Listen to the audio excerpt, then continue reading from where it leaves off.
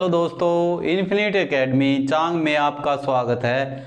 आज हम आपको एक हरियाणा का बेहतरीन टॉपिक कराने वाले हैं जिसका नाम है जलवायु। जलवायु के जो क्वेश्चन हैं, एक से लेकर 2 क्वेश्चन हरियाणा के पेपरों में देखे जा सकते हैं। तो सबसे पहले हमें पता होना चाहिए जलवायु होती क्या है। तो जलवायु है, जलवायु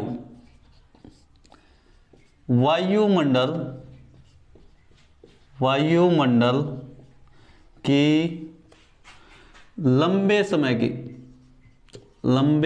की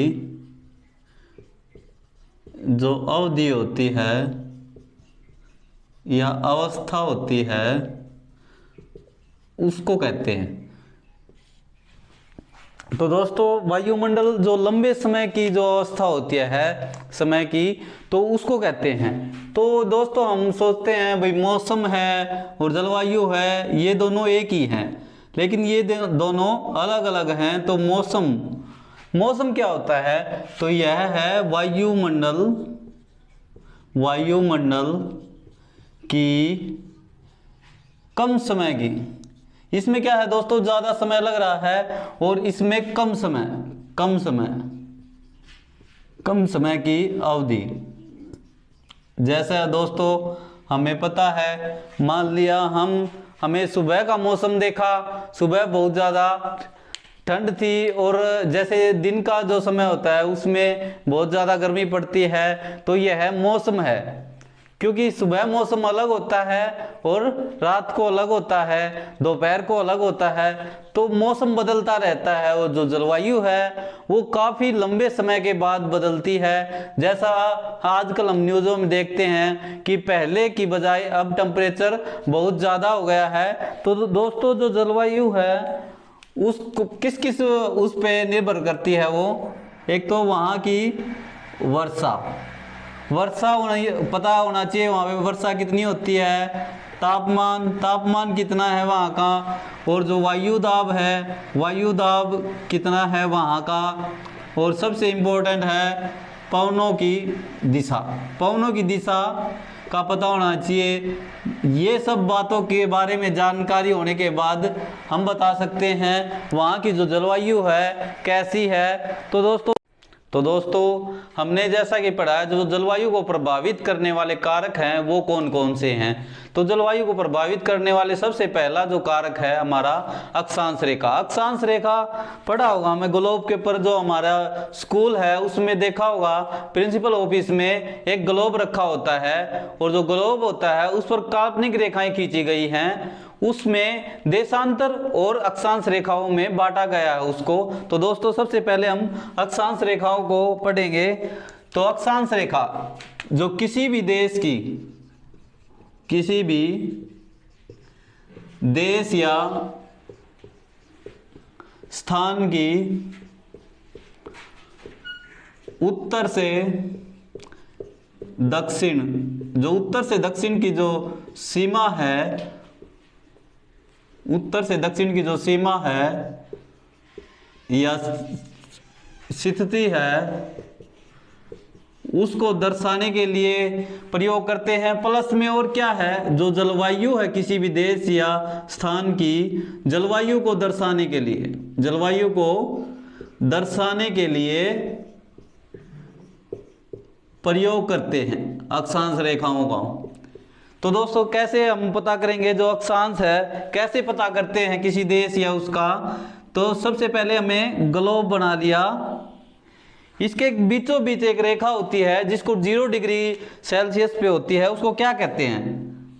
यह जो रेखा है 0 डिग्री पर होती है, इसको क्या कहते हैं? भूमध्य रेखा। कौन सी रेखा? भूमध्य रेखा है। तो इससे ऊपर 23.5 डिग्री पर, जो 23.5 डिग्री पर एक रेखा और है हमारे उत्तर साइड में। क्योंकि दोस्तों सब हमें पता है जो हमारी डायरेक्शन है, इस साइड कौन सी रेखा है? उत्तर दिशा है, और इस साइड दक्षिण दिशा है। तो उत्तरी साइड, और इसको क्या बोलते हैं हम? ध्रुव। और ये इसी तरह ये नीचे वाला क्या हो जाएगा? दक्षिण ध्रुव। तो दोस्तों जो उत्तरी ध्रुव है उसकी तरफ 23.5 डिग्री की जो रेखा है उसको क्या बोलेंगे हम, कर्क रेखा। और इससे जो नीचे की साइड है, जो दक्षिण ध्रुव की साइड है, जो 23.5 डिग्री जो रेखा डिग्री सेल्सियस पर जो रेखा है उसको क्या बोलेंगे हम, मकर रेखा। तो दोस्तों आगे हम इसी तरह बढ़ेंगे। जो 66.5 डिग्री पर जो हमारी रेखा है, 66.5 डिग्री, 66.5 डिग्री पर जो रेखा है उसको क्या बोलेंगे, आर्कटिक रेखा। तो दोस्तों अगर ऊपर उत्तर ध्रुव में है तो दक्षिण ध्रुव में भी होगी। तो 66.5 डिग्री पर जो 66.5 डिग्री पर है उसको क्या कहते हैं, अंटार्कटिक। अंटार्कटिक जो रेखा है वो 66.5 डिग्री पर है। तो दोस्तों सबसे पहले हमने देखा है जो हमारी 0 डिग्री पर है, इसके ऊपर जो 23.5 डिग्री एरिया है और इसके नीचे जो 23.5 डिग्री एरिया है, इसमें क्या है, जो सूर्य है हमारा, सूर्य की जो रेखा है, जो सूर्य है हमारा, सूर्य की जो किरणें हैं वो सीधी पड़ती हैं। तो दोस्तों हमें पता है जो सूर्य है कितना गर्म है, अगर उसकी रेखा सीधी पड़ेगी तो क्या होगा, बहुत ज्यादा गर्मी होगी। तो गर्मी होगी तो इस क्षेत्र को क्या कहेंगे, जो ये क्षेत्र है इस क्षेत्र को क्या कहेंगे, उष्ण कटिबंधीय क्षेत्र। कौन सा क्षेत्र कहेंगे इसको, उष्ण कटिबंधीय क्षेत्र। तो दोस्तों अगर इससे ऊपर, थोड़ी ही ऊपर, क्योंकि जो हमारा हरियाणा है वो 30 डिग्री के आसपास है, हमने जो भौगोलिक विस्तार है उसमें पढ़ा था। तो इसमें देखो अगर 66.5 डिग्री पर है और ये 23 तक, यहाँ तक बहुत ज्यादा गर्मी है, लेकिन इसके ऊपर जैसे जैसे ऊपर जाते जाएंगे जो सूर्य का प्रकाश की जो किरणें हैं वो धीरे धीरे क्या होंगी, कम होती जाएंगी, कम होती जाएंगी। तो यहाँ यह जो क्षेत्र आएगा, यह जो 30 डिग्री तक का जो क्षेत्र है, इसमें क्या होगा, न तो ज्यादा गर्मी होगी और न ही ज्यादा सर्दी होगी। तो इसको क्या कहेंगे, उपोषण, उपोषण, उपोषण, उपोषण। तो दोस्तों दूसरा हमारा जो कारक है वो है वर्षा। तो वर्षा कैसे निर्भर करती है, तो दोस्तों देखो किसी भी जो स्थान है, किसी भी स्थान पर जो तापमान है घटाने वह बढ़ाने का जो है वर्षा पर निर्भर करता है, वर्षा पर निर्भर करता है। तो दोस्तों कैसे निर्भर करता है, तो देखते हैं हम, जहां पर ज्यादा वर्षा होगी, जहां पर क्या होगी, ज्यादा वर्षा होगी, तो क्या होगा, वहां पर जो पेड़ पौधे हैं वो ज्यादा होंगे। दोस्तों जैसे कि मान लिया ये हमारा एक वृक्ष है और इसके साथ ही लगता हमारा दूसरा वृक्ष है, तो क्या होगा दोस्तों, यहाँ पर जो सूर्य की किरणें पड़ेंगी वो धरती तक नहीं पहुँच पाएंगी, धरती तक नहीं पहुँच पाएंगी। तो जो हमारा जो धरातल है उस पर तापमान कम रहेगा, कम रहेगा। तो दोस्तों अगर ज्यादा वर्षा होगी तो क्या होगी, सर्दी होगी वहां पे, क्योंकि धरातल ठंडा होगा। जहां पर कम वर्षा होगी, कम वर्षा होगी तो क्या होगा, जैसे हमारा राजस्थान है वहां पे क्या होता है, कम पेड़ पौधे होंगे, कम पेड़ पौधे होंगे तो क्या होगा, मान लिया ये एक वृक्ष है और इसके साथ यहाँ पे एक वृक्ष है, तो क्या होगा, जो सूर्य का प्रकाश है सीधा धरातल पर पड़ेगा, धरातल पर पड़ेगा तो क्या होगा, टेम्परेचर बढ़ जाएगा, बढ़ जाएगा तो क्या होगा, गर्मी होगी, क्या होगी, गर्मी होगी। इसी प्रकार हम बता सकते हैं जो जलवायु है उसका वर्षा पर भी प्रभाव पड़ता है। और नंबर 3 पर है हमारा पवनों की दिशा, पवनों की दिशा। जो पवनों की दिशा है उसका भी हमारा प्रभाव पड़ता है। कैसे कि किसी भी देश की अगर या किसी भी जगह की जो पवनों की दिशा है पवनों की दिशा अगर किसी साइड से क्या आती है, गर्म आती है, गर्म आती है तो क्या होगा, गर्मी होगी। अगर पवनों की दिशा क्या होगी, ठंडी आती है तो ठंडी पवन चलेंगी, ठंडी हवा चलेगी तो क्या होगा, सर्दी होगी वहां पे। और जो अपना भारत है, जो अपना हरियाणा है, उसके अंदर जो गर्मी की जो पवनें हैं वो किस साइड से जाती हैं, जो बलूचिस्तान है, बलूचिस्तान है, कहाँ पर है ये, बलूचिस्तान का पठार है, ये है पाकिस्तान के अंदर। कहाँ पर है, पाकिस्तान के अंदर है। यहाँ से जो गर्म हवा आती है, गर्म हवा आती है, उसका जो टेम्परेचर है जो अपने भारत पर पड़ता है, हरियाणा पर पड़ता है। तो दोस्तों इसी प्रकार पवनों की दिशा होगी। तो आगे हमारा क्या है, नंबर 4 पे वनों का भी बहुत ज्यादा प्रभाव पड़ता है। जैसा हमने वर्षा के हिसाब से करा था, अगर सघन वन हो गए, मतलब ज्यादा वृक्ष होंगे तो क्या होगा, ज्यादा वृक्ष होंगे तो धरातल गर्म नहीं होगा, गर्म नहीं होगा तो क्या होगा, वहां पे सर्दी होगी। और इसी प्रकार अगर जहां पर क्या होगा, कम पेड़ पौधे होंगे, गैप होगा, ज्यादा पेड़ पौधे होगा तो क्या होगा, वहां पर तापमान गर्म होगा तो गर्मी होगी।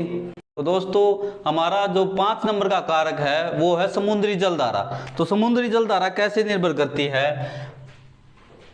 जो हमारा प्रशांत महासागर है, प्रशांत महासागर है, उसकी गर्म जलधारा कौन सी है,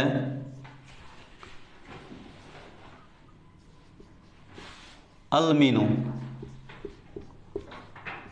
तो दोस्तों अगर गर्म जलधारा होगी तो क्या होगा, वहां का टेम्परेचर बढ़ेगा। और प्रशांत महासागर की जो ठंडी जलधारा है उसको क्या कहेंगे, लामिनो। अगर ठंडी जलधारा होगी तो क्या होगा, वहां का टेम्परेचर कम होगा। तो दोस्तों जैसा कि हमें पता है, जो समुद्र की ऊंचाई है 165 डिग्री ताप जाने पर तापमान घटने लग जाता है। उसी प्रकार जो 165 मीटर की ऊंचाई पर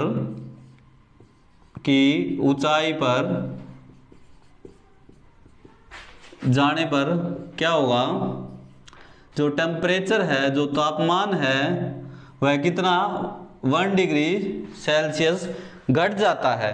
क्या हो जाता है, घट जाता है तापमान। तो उसी प्रकार उसी को ध्यान में रखते हुए जो जैसे हमारा जो शिवालिकी क्षेत्र है, शिवालिकी क्षेत्र है, उस पर भी कितनी ऊंचाई समुद्र की, 900 से लेकर 1200। और यहाँ पर हमने देखा है कि एक तो वर्षा ज़्यादा हो रही है, यहाँ पे अम्बाड़ा का जो क्षेत्र था उसमें, तो वहाँ पे क्या था, टेम्परेचर कम था कि जो जहाँ पर भिवानी का क्षेत्र था, अरावली का जो पास में क्षेत्र था, वहाँ पर टेम्परेचर क्या था, ज़्यादा था। तो उसी को ध्यान में रखिए, समुद्रों की जो ऊंचाई है उस पर भी जलवायु का निर्भर करता है। और नंबर 7 पर है हमारा